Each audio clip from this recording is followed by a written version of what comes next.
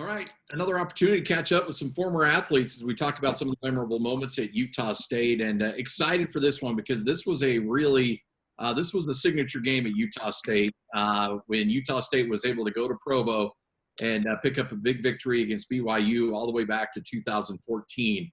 As we take a closer look at that game, and Austin Stevens and Frankie Sutera, kind enough to join us, two gentlemen who had a huge role in that game. And gentlemen, thanks for joining us. How are you doing?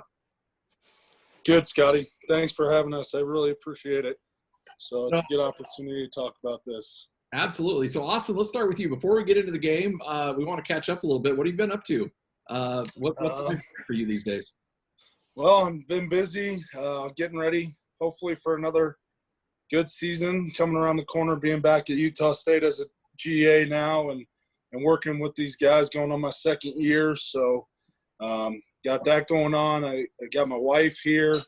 We just got a new puppy, so I've just been hanging out with them in and out of the office as we can be in these crazy times we're living in right now. But just kind of been doing that and hopefully the fall football season will be going as planned, and who knows what will happen. Yeah, fingers crossed. Frankie, how about you? What's life like for you?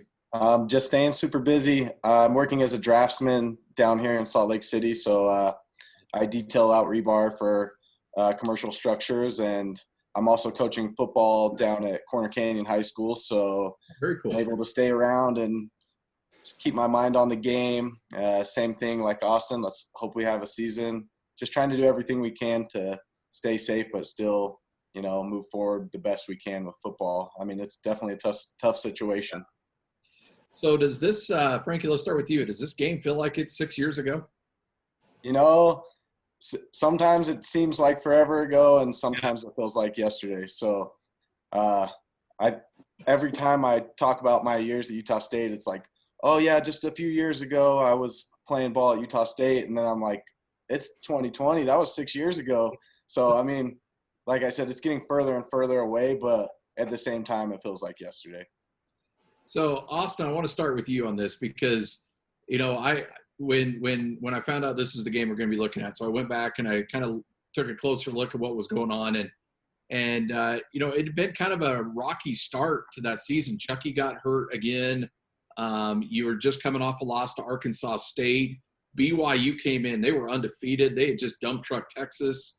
Taysom Hill was getting all kinds of attention, and it just. I'm working in the Salt Lake media, and everybody I'm talking to just feels like it's just a foregone conclusion that BYU is going to run away and hide. I think you guys were almost 20-point dogs going into this game in Vegas. So what was the mindset of the team coming into this game? Yeah, I just think we had a loose week of practice.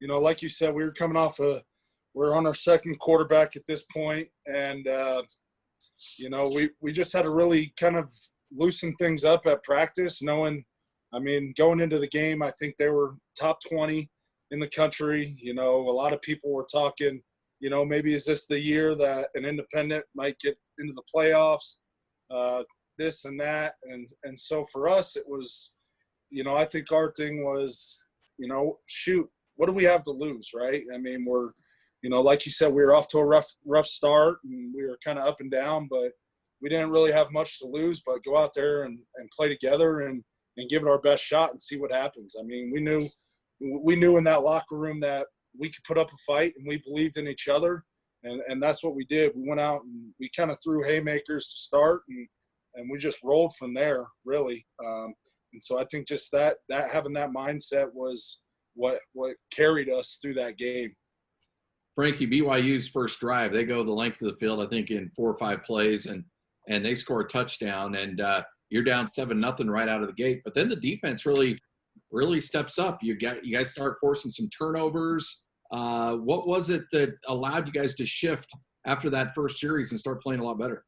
I think coming into that game, like a big thing for us was obviously slowing Taysom and Jamal Williams and the rushing attack with them.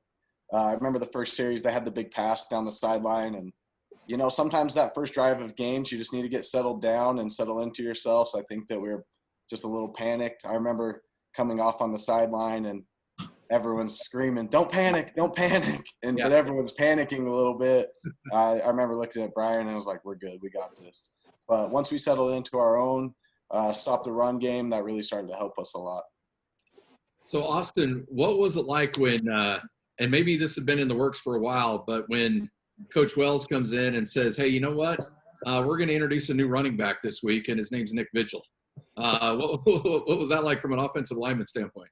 It's kind of funny because you sometimes when you've been in this and you've been out now, so just like Frankie said, man, it feels just like yesterday, but then you forget some of those things, and I just know that with Nick, he's such a competitor and he wants to win, just like his brother did, and so for us, we just knew, with that kind of mentality to do whatever it takes to win.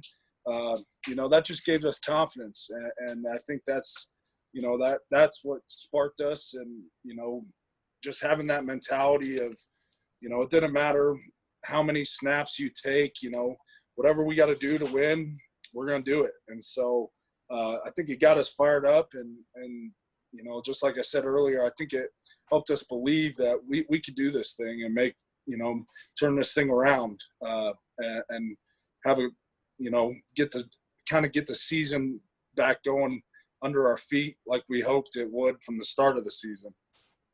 Frankie, how much of I mean, you're playing on the defensive side of the ball. You know how much effort that takes, and you know how much Nick's getting beat up. Just how impressed were you by his ability to play both ways in that game? Man, that super impressive. I mean, just playing a college football game on one side of the ball is it's tough. Like it's exhausting physically and mentally too. You're thinking every play. To be able to handle that on both sides of the ball was insane. Just going back and rewatching the game and watching Nick was probably the most impressive. And I mean, there's a reason that he's in the NFL and he's had the career that he has, is because he's just that type of athlete. He's a smart kid, great football player, hard worker, and he just has it. A lot of coaches just talk about, does he have that it factor? He just has it. I think we'd be remiss if we didn't talk about Darryl a little bit too. Here's a guy that got kind of thrown to the wolves a little bit to Arkansas State, but he comes out and he starts slinging against BYU. Austin, talk a little bit about his performance in this game. Yeah, he had, we always had the mentality when we were there and it's still the same to this day with Coach A. I think Coach A did a great job of bringing that to the program in the start, but it's the next man up mentality. And I think that's what Darryl had, he always trained himself to be in that spot. And so for him to do what he did, it takes a lot of guts, and it was a lot of fun protecting for him because, we had to make some adjustments just because, he is a younger quarterback. So we had to do some things, a little bit more slide protection, just different things. And, he just ran with it. And then, I think that confidence gave him to get going during the season as well and really pick up throughout the season that year. So it was fun to be able to block for him, and he's a, really good quarterback. And I didn't remember this. I had to go back and look at this a little bit too, but there's the games you're down for, I believe it was, you guys are tied up at 14 apiece, and you go on a 8-minute drive, 8.5-minute drive. Garrettson punches it in from 5 yards out. As an offensive lineman, how much fun is that when you're out there, you're picking up yards, and you start to feel that defense start to bend a little bit? Yeah, I mean, that's what you play the O-line for. We don't get much glory from the start, which that's fine with us. But when you take that 8 minutes and you're driving it and you're just taking it to the defense, I mean, you can just feel them, during those times down towards the goal line, you just feel them leaning on you, and it's like, dude, I got you. It's over, and you can feel them get deflated. I mean, it's a lot like when you play in Air Force, you go through the same thing, right, where Air Force's offense is constantly on the field, and it's just like, is this ever going to end? As an offensive guy, you're like, defenses, can they get off the field? It's just things like that, man. It takes a lot of energy out of the defense, and but it gives the offense so much, momentum and so much drive to keep going. It's like, I want to get back out there because I know they're at wit's end, and I just want to bury them now and take them, keep going with that. So I think that's the biggest thing for the guys up front is you feel that, and you can start to really own your will and impose your will on them. Frankie, you guys were forcing all kinds of turnovers in this game, and even before Taysom goes out with the injury, you're up 21-7. You forced a couple turnovers, and it felt like the game had gone in your corner. Was there a moment where you felt like that BYU offense had, I don't want to say had given up, but you really felt like you were, you had that game from a defensive standpoint? I think, obviously Taysom getting hurt was super unfortunate. Being such a good player, I think he's probably one of the top players that I ever played against, if not the best. So that was super unfortunate that he wasn't able to finish the game.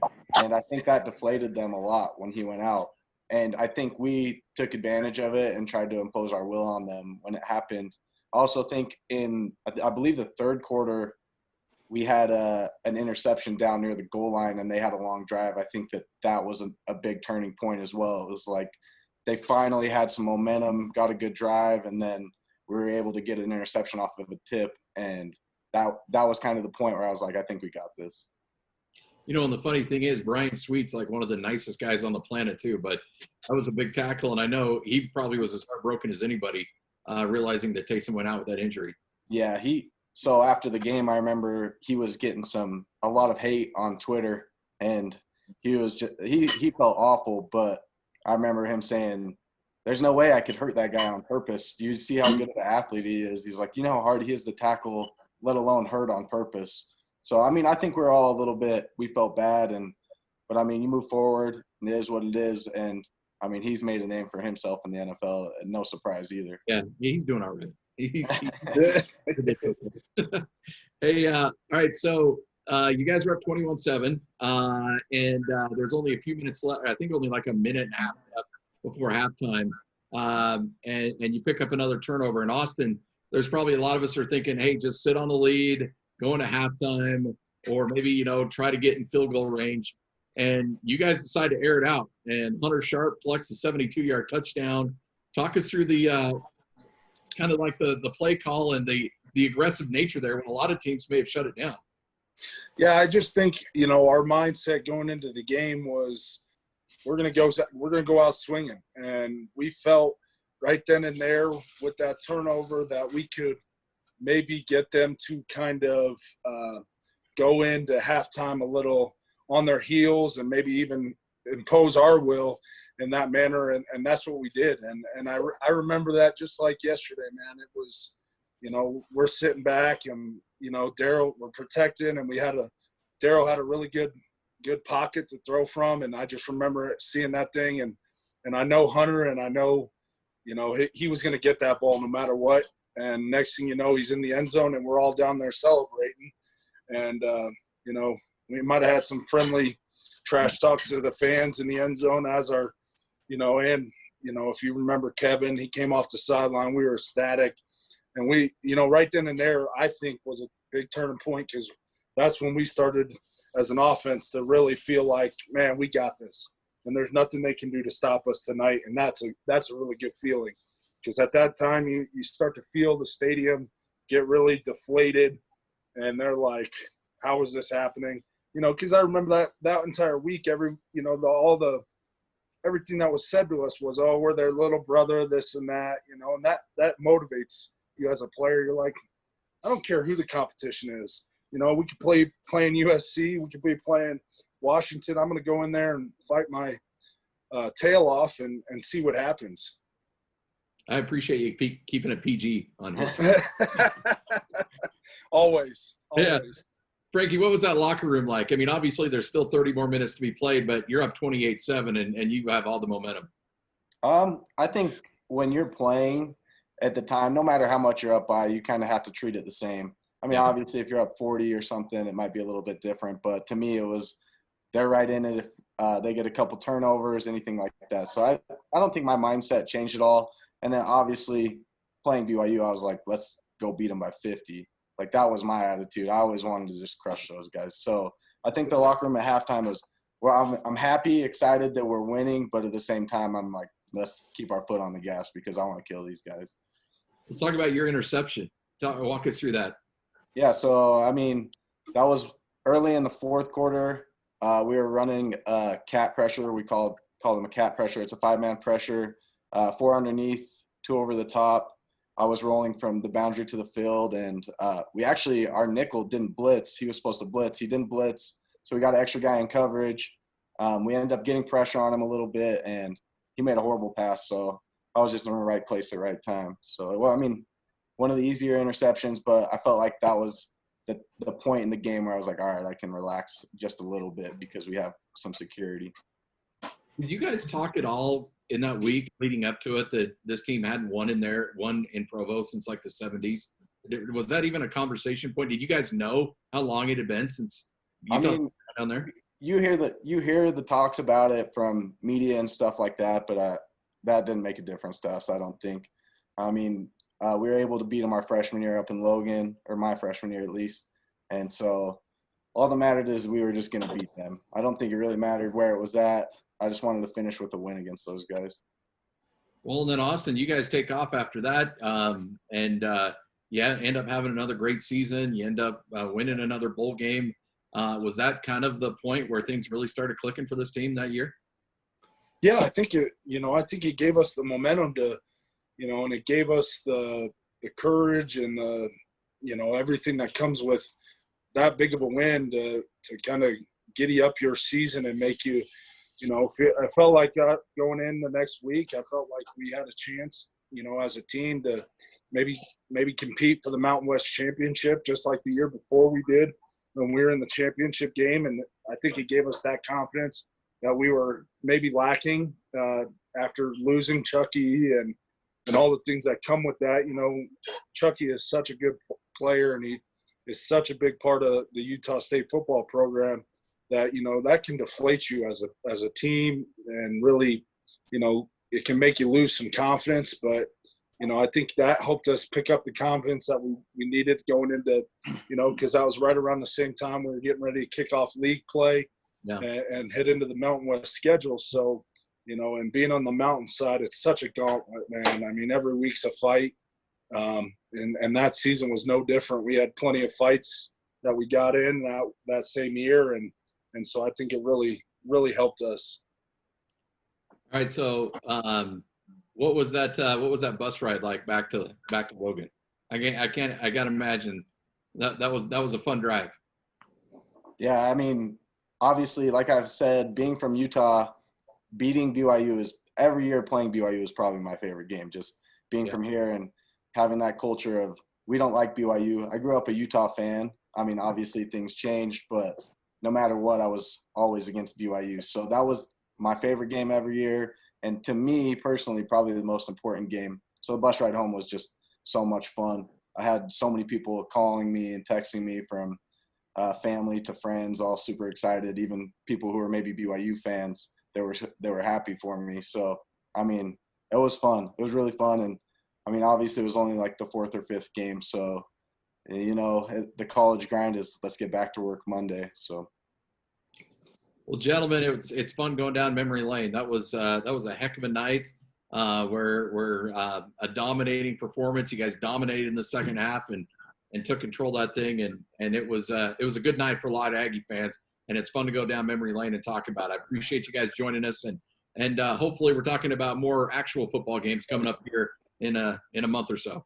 Yeah, absolutely. Thanks for having us, Scotty. It really was a lot of fun to go back and watch and revisit that, because sometimes, especially now being in this coaching industry and being with these guys again, you get new memories. And, I always a thing for me is I always talk about it with our players, kind of what was my favorite win as an Aggie, and between that and the Boise State one at home. And so those are some of my favorite memories, and I'll never forget those times that we had, bringing that wagon wheel back to Logan. I bet. Yeah, thanks so much for having us. I mean, it's always good to reminisce and go back to old times where I was actually an athlete and not getting old. So, but thank you. It's really good. You look like you could still suit up. No way. Well, gentlemen, thanks so much. We appreciate your time. Yeah, Thanks, Scotty. Hope to see you soon. You know it. We'll see you. See ya.